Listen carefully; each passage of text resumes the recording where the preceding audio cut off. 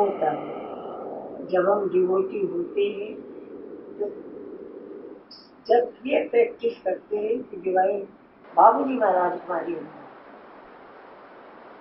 तो ऐसा उस वक्त ध्यान करके और फिर अपने काम में बिजी हो जाते हैं। लेकिन जब कांस्टेंट ध्यान रहने लगे काम में भी, जैसे अपने को सेल्फ बाबूजी का सेल्फ फॉरगेट योर सेल्फ, जैसे काम कर रहे हैं लेकिन ध्यान ऐसा है कि जैसे वो हृदय में बैठे ही हैं, ये फीलिंग होने लगे, तब होती है आप अभ्यासी से डिवोटी बन गए।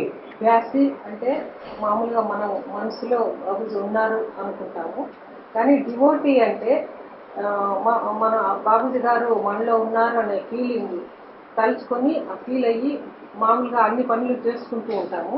ఆ చేసుకున్నప్పుడు కూడా మన బాబూజీ మనతోనే ఉన్నారు అనేటువంటి ఆ యొక్క సాటిస్ఫాక్షన్, ఆ ఫీలింగ్ మనకు ఉంటుంది. అంటే బాబూజీని మనం మర్చిపోము, బాబూజీ గారి అనుభవం మనతోనే ఉంటుంది. మనల్ని మనం మర్చిపోయి పనులు మాత్రం చేసుకుంటాము. అది డివోటీ దశ.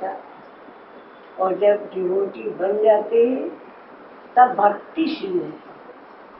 भक्ति कहते हैं कि सिवाय एक के और मन कहीं नहीं जाता। जैसे आज भी ना बहुत मैंने कहा ये मंदिर है, इधर भी चले जाओ, उधर भी है, उधर भी भगवान, सब ऐसे करते हैं, लेकिन फिर मन जो है वो एक में हो जाता है, फिर वो कहीं नहीं जाता है, कोई इच्छा नहीं रहती उसकी, वर्ल्डली इच्छाएं भी बिल्कुल वो हो जाती है। तब ये करके भक्ति का स्टार्ट, भक्ति कहते हैं एक से जुड़ जाना, योग पा जाना। अब हमारा हृदय जो है बाबूजी से योग पा गया है, जुड़ गया। భక్తి అనేది ఎలాంటిది అంటే మూడో స్టేజ్. డివోటీ అంటే భక్తుడు అయిన తర్వాత భక్తి అన్నది ఏర్పడుతుంది. ఆ భక్తి అన్నది ఏమంటే మనం ఎప్పుడూ బాబూజీ గారితో ఒక్కటిగానే ఉండేదాని వల్ల ఆ గుడికి పోతాము, లేకపోతే ఇక్కడికి పోతాము, అక్కడ దేవుడు ఉన్నాడు, ఇక్కడ దేవుడు ఉన్నాడు, అన్ని చోట్ల ఉన్నాడు కదా అని మనకు వెళ్ళాలని అనిపించదు. ఎప్పుడు ఇంకేమి అట్లాగే ప్రాపంచిక విషయాలపైన కూడా దాని మీద ఇష్టము, దిగ్విళ్ళంటే ఇష్టము, అవి కూడా పోతాయి. ఎప్పుడు భగవంతుడు మనలోనే ఉన్నటువంటి ఆ యొక్క బాబూజీ గారితో ఏకమై బాబూజీ గారితోనే ఉండిపోతాము, వేరే ధ్యాస ఆలోచన భక్తి. అది భక్తి.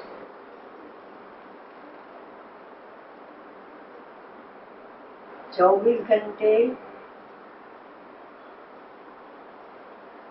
मूर्ति की पूजा करता हुआ उसको सब पुजारी कहते हैं, भक्त कोई नहीं कहता। भक्त उन्हें ही कहते हैं जो दर्शन करने जाते हैं, उनको मूर्ति नहीं दिखती, उनको अपना ही जो प्यारा है वही दिखता है, इसलिए वो पुजारी नहीं होते। भक्त वो होता है जिनका भगवान हृदय जैसे जुड़ गया बाबू। మామూలుగా దేవాలయంలో అంటే భగవంతుడు విగ్రహారాధన చేస్తుంటాము, ఆ పూజారి చేస్తుంటాడు కాబట్టి అతన్ని పూజారి అని అంటాము, ఎందుకంటే ఆ యొక్క విగ్రహానికి అన్ని ఆరాధనలు చేస్తుంటాడు. కానీ భక్తుడు అంటే అక్కడ చూడడు, భగవంతుడు తన మనసులోనే ఉన్నాడు, ఆ భగవంతునితోనే ఏకమయ్యి ఎప్పుడూ ఉంటారు. అది భక్తుడు యొక్క స్థితి. పూజారికి భక్తునికి ఉన్నటువంటి భేదం. और जब भक्ति शुरू हो जाती है तो बाबूजी को ये पता भी लगने लगता, वो कहीं भी शाहजहाँपुर हो, कहीं भी हो, विदेश में हो, अगर आप याद कर रहे हैं तो उनको पता लग जाता है वो याद कर, क्योंकि उसका संबंध हो गया उनसे।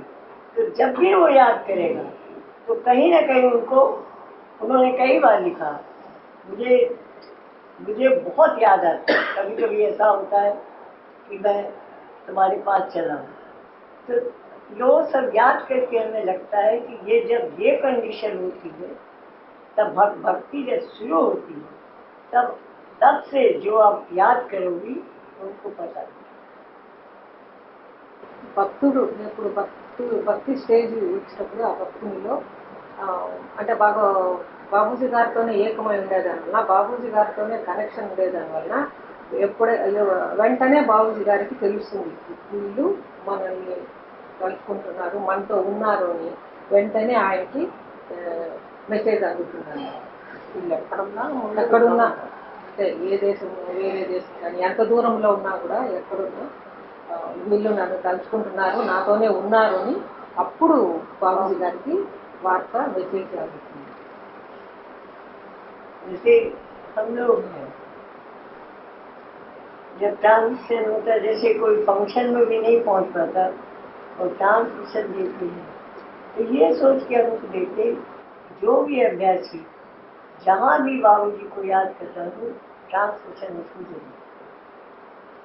लेकिन बहुत कम ऐसे होते हैं जो ये लिखते हैं कि हमें मालूम नहीं था लेकिन हमें ट्रांसमिशन मिल था, क्योंकि वो अलर्ट नहीं रहते। देने वाला तो ये सोचता है सभी को मिले, लेकिन अगर कोई अलर्ट रहता है तो उसको आनंद मिलता है और वो ये बार बार कहता है कि हम तो बार बार आंखें बंद होने लगती है अपने आप।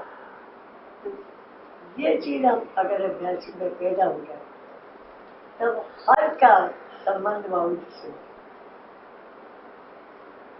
ఈ విధంగా బాబూజీ గారితో కనెక్షన్ ఉన్నప్పుడు బాబూజీ గారు అందరికీ చేరాలి అని ట్రాన్స్మిషన్ ఇస్తూ ఉంటారు. కానీ ఎవరైతే అలర్ట్గా అంటే బాబూజీ గారి గురించి జాగ్రత్తగా ఉంటారో వాళ్ళకి తెలుస్తుంది నాకు ట్రాన్స్మిషన్ వస్తుంది అని. అందరికి ఇచ్చినా కూడా మిగిలిన వాళ్ళు నాకేం తెలియటం లేదు, ట్రాన్స్మిషన్ వస్తుందని తెలియటం లేదు అని చెప్తూ ఉంటారు చాలామంది. అంటే వాళ్ళు అంత సెన్సిటివ్గా అంత అలర్ట్గా బాబూజీ పైన ధ్యాస లేదన్నమాట. లేనప్పుడు రాదు. కానీ బాబూజీ గారు అందరికీ చెందాలనేసే ట్రాన్స్మిషన్ ఇస్తుంటారు. ఎవరైతే బాబూజీ పైన ధ్యాస ఉంటారో వాళ్ళకి జాగ్రత్తగా ఎప్పుడు ఇస్తారా ఏమి తీసుకుంటామా ఒక్కటి కూడా మిస్ అవ్వకుండా ఉండకూడదు అన్నటువంటి జాగ్రత్తగా ఉన్న వాళ్ళకి తప్పకుండా తెలుస్తుంది. तन मन धन से वाक्य वैसी बोलता है तो वाक्य, लेकिन तन से हम कब माने? तन से भी शरीर से भी हम बाबूजी से जुड़े। बाबूजी को हमने लिखा, बाबूजी महाराज हम मोदी ने कि बाबूजी महाराज जब याद आती है तो ऐसा लगता है कि शाहजहांपुर में चेयर में जहाँ बैठे हैं हम वहीं चले आते हैं। बाबूजी का उत्तर था कि मेरी भी ये हालत है कि जब तुम्हारी याद आती है तो मैं अपने को मोदी नगर में तुम्हारे ही पास आती। तन मन ही होता है। तन से भी, तन से कब होता है? जब अपने तन की भी याद भूल जाती है। वो ऐसे साफ रहते हैं सामने कि अपना शरीर का भी होश नहीं रहता। तब बाबूजी महाराज लिखते हैं, मैं भी जब याद करता हूँ सब अनुभव में आता है। जो भी पढ़ा था जो है वो सब अनुभव की चीजें हैं, लेकिन सब लोग भूल गए। वैसे इसलिए हमारी कोशिश रहती कि हम ऐसे बताएं कि सब लोग फिर से उसको बने, वो भक्ति के रास्ते से। याद करना और भक्ति बहुत फर्क। या तो आप अपने बेटे को भी करती, लेकिन उसकी भक्ति थोड़ी होती है। भक्ति से कहते हैं भगवान खींचे चलिए। उनको ये खींचने का मतलब है उनको ये पता लग जाता है कोई हमें याद करना। అందరూ చాలా మంది మామూలుగా చెప్తుంటారు తన్ మన్ ధన్ అంటే శరీరంగాను మానసికంగాను నా సంపదలంతా కూడా బాబూజీకి చెందినవే అని చెప్తూ ఉంటారు. కానీ ఆ తనువుతో కూడా ఎట్లా బాబూజీకి చెందినదే అనే దానికి ఎలా నిరూపణ ఏమిటి అందరూ చెప్తుంటారు. చెప్పిన దానికి ఆ యొక్క స్థితికి ఏమిటి తేడా అంటే సిస్టర్ గారు బాబూజీ గారిని తలుచుకున్నప్పుడు ఆవిడ బాబూజీ గారి దగ్గరే అంటే ఆవిడ వాళ్ళ ఊర్లో ఉంటే కూడా బాబూజీ గారి దగ్గర ఉన్నట్లుగానే ఆవిడకి అనిపిస్తుంది. ఆ విషయంగా బాబూజీ గారికి లెటర్ రాశారు. అప్పుడు బాబూజీ గారు కూడా ఏమన్నారంటే, నాకు కూడా నిన్ను ఎప్పుడు తలుచుకునేస్తే అప్పుడు నేను మీ ఊర్లో మోతీనగర్లో నీ దగ్గరే ఉంటున్నాను అనేసి బాబూజీ గారు కూడా చెప్పారనమాట. అంటే పూర్తిగా బాబూజీ గారి అంటే ఆ విధంగా యాద్ భక్తి అంటే యాద్ అంటే మనం గుర్తు చేసుకోవటం, మన పిల్లల గురించి మనకి ఇష్టమైన వాళ్ళ గురించి కూడా మనం గుర్తు చేసుకుంటుంటాం.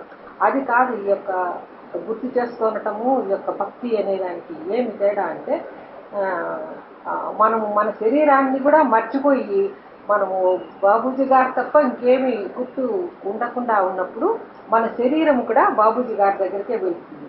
కాబట్టి బాబూజీ గారు కూడా నాకు కూడా అదే పరిస్థితి, నేను మీ ఊర్లో మీతో ఉన్నాను అని చెప్పారన్నమాట. ఆ విధంగా అదే బాబూజీ గారు ఫర్గెట్ఫుల్ స్టేజ్ అనుకుంటారు కదా, అది ఆ విధంగా మర్చిపోయినప్పుడు అంటే పూర్తిగా నిజంగా అర్పించినప్పుడు దాన్ని అర్పించినప్పుడు వాళ్ళు మర్చిపోతారు. అప్పుడు బాబూజీ గారి దగ్గరే ఉంటారు, బాబూజీ గారు వారితోనే ఉంటారు. అది భక్తి చేసుకోవడానికి భక్తికి తేడా. साधना तभी सफल समझना चाहिए जबकि हमको अगर याद है उनको भी हमारी याद आ जाए, तभी साधना सफल है कि जिसको हमें याद कर रहे हैं वो हमें याद कर रहा है. ఇప్పుడు బాబూజీ గారిని తలుచుకుంటున్నామంటే బాబూజీ గారు కూడా మనల్ని తలుచుకుంటున్నారు అంటే అప్పుడు ఆ యొక్క సాధన సఫలమైనట్లు అనమాట. అంటే అనుకున్నది జరిగితే మనం సఫలం అంటే కృతకృత్యులమైనాము అని అనుకున్నది జరిగింది అట్లాగా. కాబట్టి మనం బాబూజీ గారిని తెలుసుకున్నప్పుడు బాబూజీ గారు కూడా మనల్ని తెలుసుకున్నారంటే మన సాధన సఫలమైంది, అనుకున్నది జరిగింది అంటే మనం చేరినాము, మనం ఏం జరిగింది. और अगर किसी को पूछना हो कुछ तो पूछ भी सकता है, कोई चीज जानना चाहता है या कुछ भी तो पूछ सकते. ఎవరైనా ఏదైనా అడగదలుచుకుంటే, సందేహాలు తీర్చుకోదలుచుకుంటే అమ్మగారిని అడగచ్చు అని పర్మిషన్ ఇచ్చారు. तो जब सब अभ्यासी इकट्ठे होते मास्टर से पूछना बहुत मुश्किल होता है, लेकिन अभ्यासी से तो కృష్ణ గారు అంటున్నారు, ఎవరైనా బాబూజీ గారిని అడగాలి అంటే కష్టం కావచ్చు మీకు, మనం అందరం అభ్యాసాలమే కదా, అంటే సమానమైన వాళ్ళు ఒకరితో ఒకరితో అడిగి కనుక్కోవచ్చును అని చెప్పి ఆవిడ మనకంటే చాలా అంత వినమ్రంగా అలా చెప్తున్నారు. అంటే మనకు రాదు అంతటి వినయము, మనకు రాదు అనమాట. ఆవిడ అంత వినయంగా చెప్తున్నారు. మనతో అభ్యాసి ఆవిడ బాబూజీ గారితో స్టేజ్లో ఉంటే కూడా ఆవిడ అంత వినమ్రంగా నేను మీతో అభ్యాసనే కదా, నన్ను అడగచ్చును అని అలా చెప్తున్నాను. बाबूजी महाराज ने कहा मैंने इसीलिए ध्यान रखा क्योंकि हमने देखा है कि पूजा करने वाले जितने भी आते हैं, चाहे यहाँ पे एक थे पुजारी, तो मदुरई में जब सत्संग रखा तो वो लोग आए, वो ये सोच के ये सेलमार सिस्टम कुछ भी नहीं है, हम तो पुजारी हैं, ये लोग वहाँ नहीं आते, यहाँ बोल रहे हैं. तो दोनों जने आए तो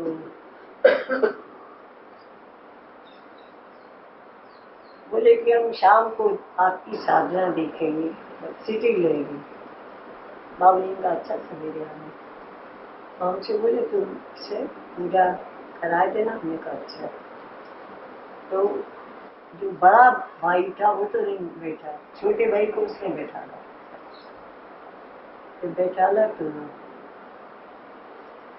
जब हमने बस करा तो बोला हाँ कुछ अच्छा तो था बस. जब तो उसने कहा बड़े भाई देखिए हमें भी कुछ अच्छा लगता है वहाँ. हमने कहा कि बाबूजी ने कहा कि आप शाम को सेकंड सिटिंग में. अब ये बाबूजी की कृपा है, जब सेकंड सिटिंग बोला तो बैठा, तो जब हमने बस भी कर दिया तो आंखें न खोले, उसको ये लगे कि बिल्कुल ध्यान में मगन हूँ. तो मास्टर ईश्वर साहब जी थे। उन्होंने उनके भाई से कहा, देखो तुम्हारे यहाँ कभी ऐसा हो सकता है? ये मास्टर साहब ने कहा कि ये गलत मत कहो, कोई पूजा गलत नहीं। जब तक आपको कोई रास्ता नहीं मिलता तब तक जो भी कर रहे हैं वो इसलिए अच्छा है कि आपको भगवान की याद, लेकिन वो साधना में नहीं आएगा। वो इसलिए आएगा कि आपको ये याद है कि भगवान कोई चीज है, हमें साधना करनी चाहिए, उसको पाने की कोशिश करनी चाहिए। इसलिए फिर बाद में बाबू जी ने कहा, उधर मास्टर ईश्वर साहब ने कहा कि उसी पुजारी के बड़े भाई से कि कभी किसी को छूटा मत, क्योंकि साधना का अर्थ है जिसको तुमने चाहा है, भगवान के लिए साधना है, तो वो तुम्हें मिले, उसकी सामीप्यता मिले, उसका ध्यान मिले, वो साधना। इससे कभी किसी को बुरा मत। మధుర బాబూజీ గారు మధురకు వెళ్ళిన మధురై అంటే చెన్నైలో తమిళనాడులో అక్కడికి వెళ్ళినప్పుడు అక్కడ అంటే మధురైలో ఫేమస్ టెంపుల్స్ ఉన్నాయి కదా, దాంట్లో ఉన్నటువంటి పూజారులు వాళ్ళు వచ్చారనమాట. వచ్చి వాళ్ళకు ఏమి అభిప్రాయం అంటే, మేము పూజ చేస్తున్నాము, దేవుడి దగ్గర ఉన్న వాళ్ళము, మేము చాలా గొప్ప వాళ్ళము, మిగిలిన వాళ్ళంతా వాళ్ళకేం తెలీదు అన్న ఉద్దేశంతో వచ్చారనమాట. వచ్చి బాబూజీ దగ్గరికి, సరే మీరు ఏం చేస్తున్నారో మేము వచ్చి చూస్తాము అనేసి అడిగితే బాబూజీ గారు ఎంతో దయతో సరే అని చెప్పారు. సరే బాబూజీ గారు షూటింగ్ ఇచ్చేప్పుడు ఉదయం వచ్చారు. వాళ్ళు ఇద్దరు అన్న తమ్ముడు ఇద్దరు వచ్చారనమాట. అన్న ఏమంటే, దీనికంతా నేను ఎందుకు కూర్చోవటం అన్న ఉద్దేశంతో వాళ్ళ తమ్ముడు నువ్వు కూర్చోరా దాంట్లో అన్నట్టుగా చెప్పాడు. ఈయన మాత్రం ధ్యానము కూర్చోలేదు. సరే బాబూజీ గారు ధ్యానం ఇచ్చినారు. అయిపోయిన తర్వాత అబ్బాయి ఎలా ఉంది అంటే, బాగానే ఉంది అనేసి అన్నాడనమాట ఆ తమ్ముడు. అప్పుడు అన్న ఏమన్నా అంటే, మాకు కూడా అక్కడ బాగానే ఉంటుంది, ఇక్కడ ఏమి స్పెషల్ అనేసి అన్నాడు. మాకు కూడా పూజ చేసుకుంటుంటే టెంపుల్లో బాగానే ఉంది, ఇది ఏం పెద్ద గొప్ప లేకపోతే ఏమి డిఫరెన్స్ అన్నట్టు. అప్పుడు బాబూజీ గారు దయ్యతో ఇట్లా మాట్లాడినా కూడా, సరే సాయంకాలం మళ్ళీ ధ్యానంలో వచ్చి నువ్వు కూర్చో అన్నారు. సరే సాయంకాలం ధ్యాన సమయంలో వాళ్ళ అన్న గారు పూజారి కూర్చున్నారు. అసలు పూజ అయిపోయి బస్ అని చెప్తే కూడా బాబూజీ ఆయన కళ్ళు తెరవలేదు, అలాగే ఉండిపోయినారనమాట. అప్పుడు మళ్ళీ తమ్ముడితో చెప్పారు, చూసావా నువ్వు ఎప్పుడన్నా ఇలాగా ఉన్నావా ఇట్లాగా అని చెప్పారు. పక్కన ఈశ్వర సహాయ్ గారు ఉన్నారు. అప్పుడు చెప్పారనమాట, ఎవరిని ఇలాగా చిన్నగా చూడద్దు, తక్కువగా చూడద్దు, ఏది తక్కువ కాదు అంటే మీరు ఇప్పుడు ఆ దైవానికి పూజ చేస్తున్నారు, పూజారిగా ఉంటున్నారు, అది తక్కువ అది తక్కువ అని చెప్పటం లేదు.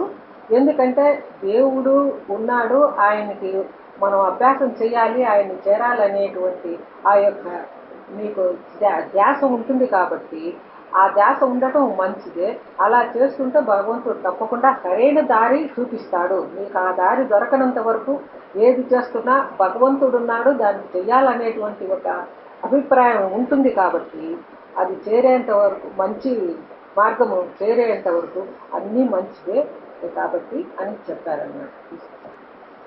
और हम लोग को ये तो इतनी भी सहायता है कि बाबूजी ने प्रिसेप्टर बनाए हैं, वो आपको पूजा भी कराएंगे, मेडिटेशन भी देंगे, आपको अच्छी बातें भी बताएंगे जो पूछना चाहेंगे। और पहले ऐसा कुछ भी नहीं था, इससे एक आध भक्त होता था, मीरा हो गई, कबीर हो गए, ये तुलसीदास हो गए, सब। आजकल बाबूजी महाराज ने कहा कि मैं मनुष्य मात्र के लिए आया हूँ, तो यहाँ तो एक दिन आएगा जब सभी भक्त बनेंगे, तब मैं सबको उठा के लिए जाए। तो हम लोग के लिए तो बहुत अच्छा समय है कि जो हमें लेने आया है, हमें याद करके आया है कि ये सब भूले हैं दुनिया में, इनको याद नहीं है, इन सबको ले जाएंगे। तो हमारा तो बहुत सौभाग्य है कि सेलमार्ट सिस्टम मिल गया, और वो भी अपनी फैमिली के साथ सब काम करते हुए, सब याद बस अंदर करते रहो और कुछ। इतना सरल साधन है। ముందు కాలంలో అంటే మనకు తెలిసి భక్తులు భగవంతుని చేరుకున్న వారంటే ఎవరో ఒకరు ఇద్దరు అని వేళ్ళు చూపించి అంటే మీరాబాయి ఒకరు, తులసీదాస్ ఒకరు, కబీర్ ఒకరు అన్నట్లుగా వెళ్ళపైన ఒకరిద్దరిని అలా లెక్క పెట్టే చెప్పగలిగే వాళ్ళము. కానీ ఇప్పుడు బాబూజీ గారు మనల్ని గుర్తుపెట్టుకొని మన కోసమే వచ్చి అందరినీ ఆ యొక్క భగవంతుని బాబూజీ గారి దగ్గరికి చేర్చుకునేదానికి, హక్కుని చేర్చుకునేదానికి వచ్చారు. వచ్చి ఏం చెప్పారంటే ఇప్పుడు అప్పుడు ఏదో ఒకరిద్దరే ఉన్నారు చెప్పుకునేదానికి, ఇప్పుడు వీళ్ళందరూ కూడా ఒకనొక రోజున అంతటి భక్తులై భగవంతుని చేరుకుంటారు. అలాంటి సులభమైనటువంటి సౌకర్యమైనటువంటి ఈ యొక్క సహజ మార్గము మనకు అందించి మనం మన కుటుంబ సభ్యులందరితో కలిసిమెలిసి ఉంటూ ఆ భగవంతుని ఆ బాబూజీ గారిని తలుచుకుంటూ ఉండటం ఇంతకంటే సులభమైన మార్గం ఉంది అనేసి అంటే సిస్టర్ గారు మనతో కూడా ఇలా కనిపిస్తూ ఉన్నారు కాబట్టి మనం ఆవిడ కనిపించని ఆ బాబూజీ గారిని మనం చూడలేకుండా అనుకుంటున్నాం. కానీ ఆ బాబూజీ గారే ఈ విధంగా మనకు ప్రత్యక్షంగా కనిపించి మీతో ఉన్నాను అంటే కనిపించని బాబూజీ గారు నేను మీకు ఉన్నాను మీకోసం వచ్చాను అని మనం అర్థం చేసుకోలేకపోయినా కూడా ఎదురుగా ప్రత్యక్షంగా ఆ బాబూజీ గారే మనకు నిలబడి ఇలాగా చెప్తున్నారు, మిమ్మల్ని తీసుకెళ్లే ఇంతకంటే సులభమైన మార్గం లేదు, అందరూ సహజ మార్గాన్ని పాటించి ధరించండి, ఇది చాలా భాగ్యమైనది, మనం అంతా అదృష్టవంతులము, ఎంత గొప్ప అవకాశం మనకు కలిగింది అనేసి చెప్తున్నారు.